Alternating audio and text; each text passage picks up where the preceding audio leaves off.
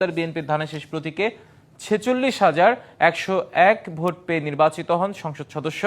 তার প্রতিদ্বন্দ্বী ছিলেন ইসহাক হোসেন, তিনি 41,692 ভোট পান আওয়ামী লীগের নৌকা প্রতীকে। 1996 সালে সিরাজগঞ্জ 3 আসনে আব্দুল মান্নান তালুকদার বিএনপির ধানের শীষ প্রতীকে 74,192 ভোট পেয়ে নির্বাচিত হন।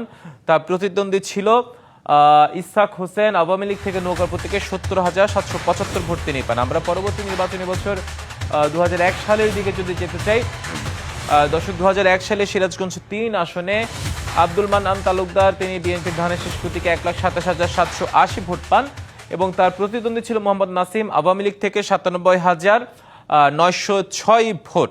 আমরা পরবর্তী নির্বাচনী বছরের দিকে একটু যদি তাকাই, 2008 সালে যদি আমরা দেখি, আওয়ামী লীগের নৌকা প্রতীকে ইসহাক হোসেন তিনি 1,64,452 ভোট পেয়ে সেখান থেকে সংসদ সদস্য নির্বাচিত হন। তার প্রতিদ্বন্দ্বী ছিল আব্দুল মান্নান তালুকদার, তিনি 1,09,525 ভোট পান বিএনপির ধানের শীষ প্রতীকে।